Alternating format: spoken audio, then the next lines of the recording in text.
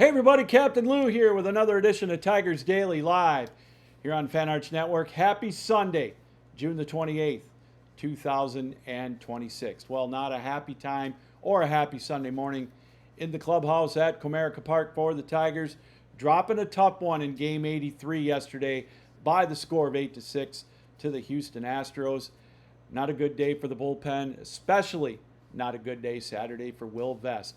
His eighth inning struggles continue for the Tigers this year. 14.92. No, that's not Christopher Columbus. That's his ERA in the eighth inning alone this year. Ninth inning, not so bad, 1.9. But the eighth inning has been his Maloik, his Joner, whatever you want to call it. Well, it happened again yesterday against the Astros. He got the first two batters out, but then a three-run rally for the Astros, culminating with an Isaac Paredes double to right field. That was the difference in an 8-6 loss for the Tigers. Can't blame the hitting. The Tigers 6 runs, 11 hits, a couple of errors. Of course, the grand slam from Kerry Carpenter to give Detroit a 4-3 lead. And then Hao-Young Lee, who's starting to rip the cover off the ball, he got a sixth inning home run to make it 6-4, fifth inning home run rather, to make it 6-4 in favor of the Tigers. But that's all they could do as they blew that two-run lead. Again, Will Vest just doesn't have it right now in the bullpen for the Tigers. Framber Valdez, he pitched okay. Pitched enough to keep the Tigers in it, to keep the Tigers in the lead. 6 innings, 31 straight games now for the Tigers starting pitching staff where they've allowed 4 or fewer runs, a major league best.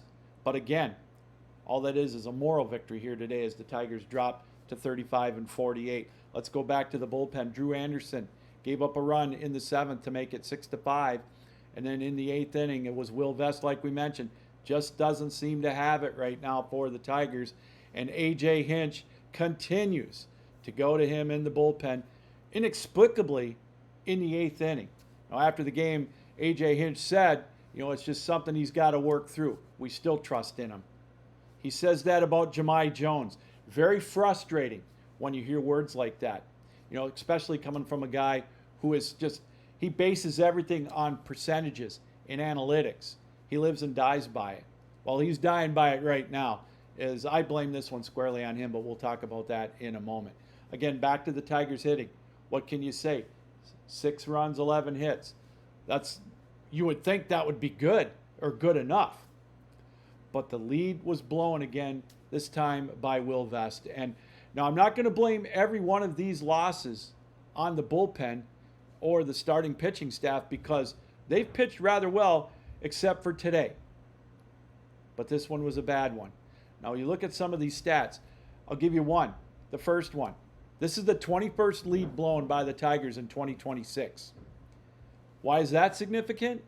All of last year in 2025, the Tigers blew 20. So they've already surpassed that, and it's only June 28th. They're on pace right now to blow 42 leads. That's ridiculous. Here's another one, number 2. This is a bad one. The Tigers already have blown 14 leads, 7th inning on. That's over double the major league average right now, which is 6.8. The next closest one is 11. And here's another one. This one's mind-boggling. Detroit is 12-30 right now in 2 runs or less games decided by 2 runs or less. This is a tough one. Now, I know when you're winning, you get the bounces.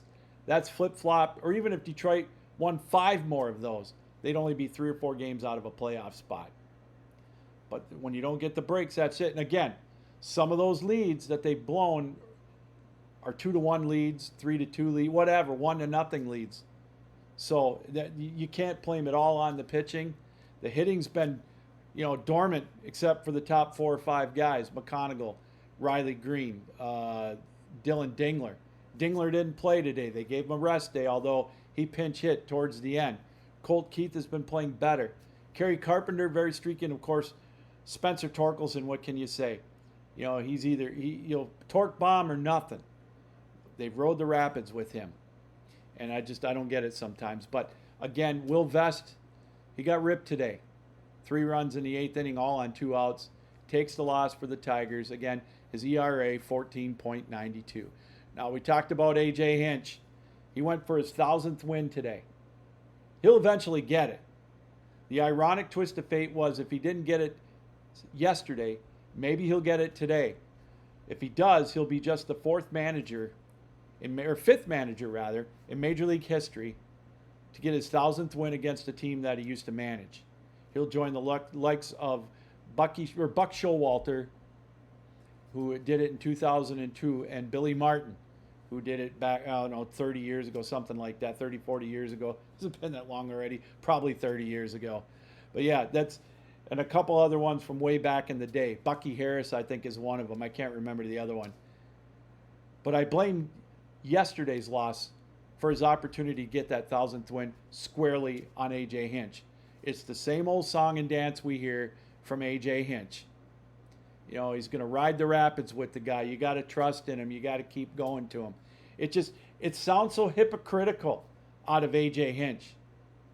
Like I said, he's a man that believes in analytics and all this and that. Why are you running the rapids with this guy when he's got a 14.92 ERA in the 8th inning?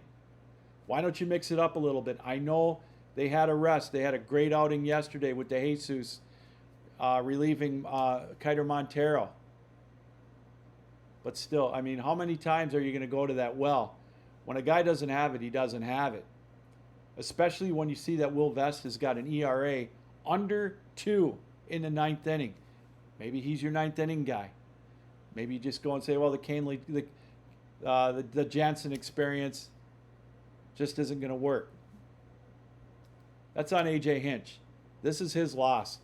Definitely his loss today, or yesterday.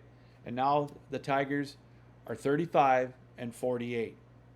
They're now 9 games out of first place in the American League Central going into this series finale against the Astros. And again, probably more importantly now, they're 6 games out of that last wild card spot. They've got to jump like 6 teams. It's starting to get a little bit unrealistic for the Tigers with their playoff hopes. Now, we've been hoping amongst hopes. Even though they struggled, they were 10 games under 500 earlier in the week. And we thought, well, if they can just take 7 out of 10 in this series. Well, that's not going to happen. The Tigers now are the best they can do is 6-4. They're 5-4 in this homestand. 7-3 is what they had to have. So they've got to have this win tomorrow, or today rather, against the Houston Astros to go to 6-4. And then who knows? Next up, they got to go to the Bronx. Are they going to win 2 out of 3 in New York against the New York Yankees, the best team in the American League? I highly doubt it. So it begs the question, what's going to happen now? When do the Tigers decide that they're going to be sellers? It's just a matter of time. Now, again, the script could be flipped. Like I said, they could go on a Cleveland Guardian type winning streak after the All-Star break and get back into this one. But right now, it sure doesn't look good. So one of the teams, one of the players and one of the teams that I'm looking at first for the Tigers, they signed Kenley Jansen in the offseason to be their closer. Obviously, that experience hasn't worked at all for the Tigers. So then you start to look, what teams are out there looking for help or will be looking for help at the trade deadline? One of the teams that I thought of as I was looking this morning, what about Brett Bateman? What about the Chicago Cubs? That's a name that kind of stuck out to me. Detroit, as we mentioned yesterday, talking about Jack Flaherty maybe auditioning for a potential landing spot down the road should Detroit go on a fire sale. The Cubs need relief help. Going into yesterday, the Cubs only had 12 saves on the year. I think that's second worst in Major League Baseball. This is something that the Cubs could use, and getting a bat out of AAA Iowa is something Detroit could use. Let's just say, for kicks and giggles, Detroit has a remote chance at the trade deadline on August 3rd, or even before that. Here's an opportunity for a change of pace. Kenley Jansen going back to the National League where he's played the majority of his career. Really hasn't done anything with Detroit. He's got a 1-year expiring contract. Detroit might as well try to get something for him at the deadline instead of letting him walk at the end of the year and get nothing. The experiment hasn't worked. Jensen's a non-factor for the Tigers when you're maybe getting one save every 2 to 3 weeks. Get him to Chicago. They might be able to do something with him there. And in return, they get Bateman back, or Bateman here. You know, he's on a fast track to get to the major leagues in 2027. Maybe they can get him in August, get him some at-bats. I think this would be a good trade either way for the Tigers and the Cubs. Something to keep an eye on as the trade deadline looms because, like I said, Detroit's now 13 games under 500. I'm not giving up on the season as much as sometimes I think I'm giving up on A.J. Hinch. It's there. There's a hole in the ship. Can it be patched up? We'll have to wait and see. But one of those ways that it might be patched up, by the way, could be the return of Jack Flaherty. He's coming off the IL today. He's going to pitch in the series finale against the Houston Astros. The Astros, by the way, have won the season series. They've already clinched. So Flaherty's coming back after his stint on the IL. He's going to take the bump for the Tigers.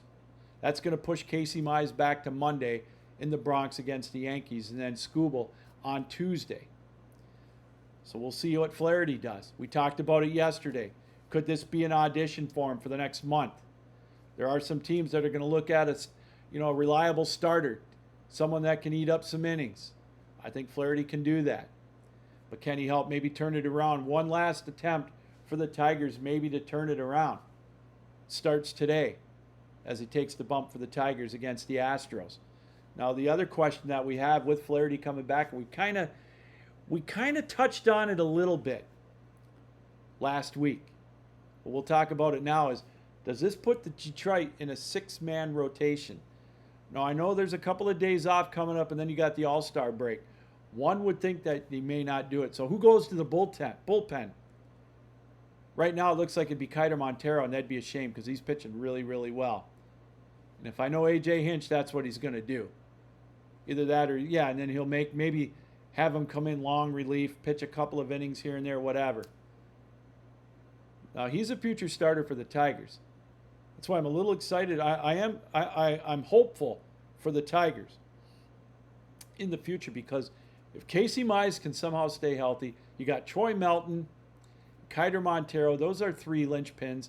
And who knows, if Jackson Jobe can somehow get healthy, he's on track to come back at the end of July. We'll keep an eye on that. But the question at hand right now, what is going to be the effectiveness of Flaherty? How many innings is he going to go today? What's his pinch count going to be? I guarantee it's probably only going to be about 70 at the most for the Tigers. This is a must-win for the Tigers. I'm going to put it out there. I know it's June 28th, 2026, but I'm going to put it out there. This is a must-win for the Tigers. So they've got to get their best out of Flaherty. The bats have got to stay there. All these losses, all of these stats that are so highly negative against the Tigers, there's still time, but that starts now. They've got probably an insurmountable task, I get it. But if nothing else, this is audition time for Flaherty starting tomorrow to see maybe if Detroit can get anything out of him at the trade deadline. Well, we'll wait and see. Well, that's going to do it for this edition of Tigers Daily. Want to thank everybody who's taken time out to view us, however you watched us, on your iPhones, your television screens, your computers, your laptops, wherever. We thank you for taking time out to watch us here on Tigers Daily on the Fan Art Network. Until tomorrow, Captain Lou saying keep your heads up, keep your sticks down, keep your feet moving, and as always, keep your minds open. So long.